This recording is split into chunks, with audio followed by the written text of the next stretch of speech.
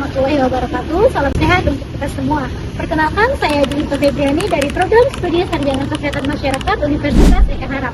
Di sini saya akan memberikan edukasi tentang gizi seimbang pada balita di Desa Tanggul Harapan, Kecamatan Seruyan. Edukasi ini saya buat untuk memenuhi tugas mata kuliah gizi pada komunitas rural yang diampu oleh dosen Ibu Banun Rohimah, SGS Gizi.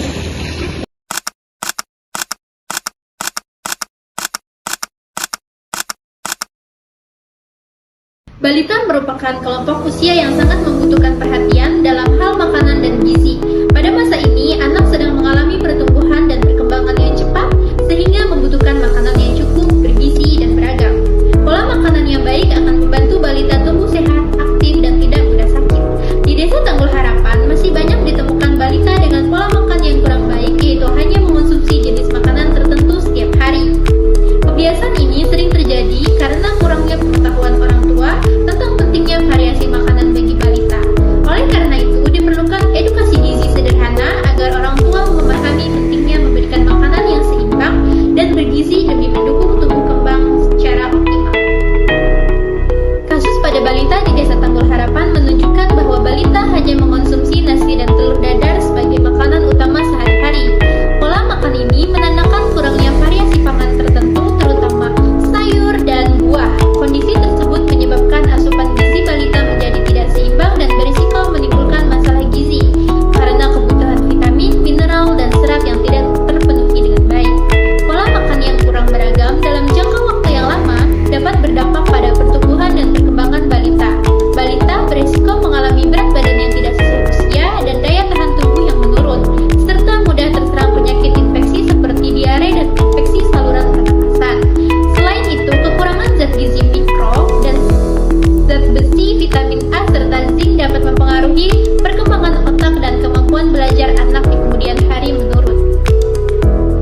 Perbandingan makan balita dengan standar di Kemenkes, pada kasus balita di Desa Tanggul Harapan, makanan yang dikonsumsi hanya nasi dan telur dadar. Makanan ini sudah mengandung karbohidrat dan protein, tetapi belum lengkap karena tidak disertai sayur dan buah. Akibatnya, balita belum mendapatkan vitamin, mineral, dan serat yang penting untuk pertumbuhan dan daya tahan tubuhnya. Menurut standar Kemenkes, melalui pedoman isi piringku, makanan balita seharusnya terdiri dari makanan pokok, lauk pauk, sayur, dan buah dalam satu kali makan. Setengah piring dianjurkan berisi sayur dan buah, sedangkan setengah lainnya berisi makanan pokok dan lauknya yang bervariasi. Dengan demikian, kebutuhan zat gizi balita terpenuhi secara seimbang. Berikut adalah anjuran porsi makan balita, yaitu makanan pokok atau nasi 3 porsi per hari, setengah centong nasi kali 3 kali makan. Kemudian ada sayur, 2-3 sendok makan sayur kali 3 kali makan per harinya. Ada buah 3 porsi per hari, setengah buah pisang atau 1 potong pepaya kecil per porsi. Lauk nabati seperti tempe atau tahu, 1 porsi per hari, yaitu 1 potong kecil tempe atau tahu.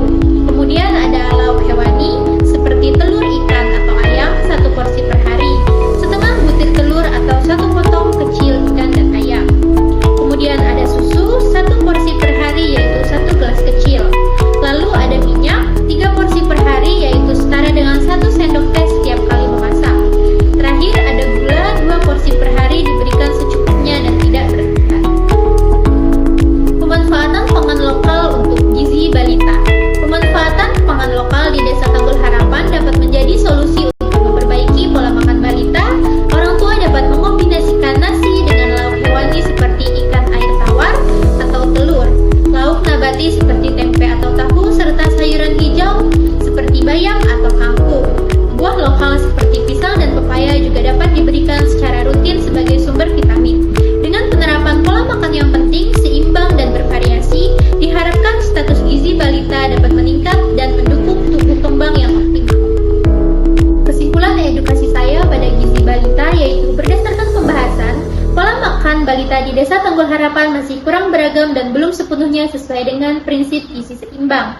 Balita pada kasus yang dibahas hanya mengonsumsi nasi dan telur dadar, sehingga asupan vitamin dan mineral serta serat dari sayur dan buah belum terpenuhi dengan baik.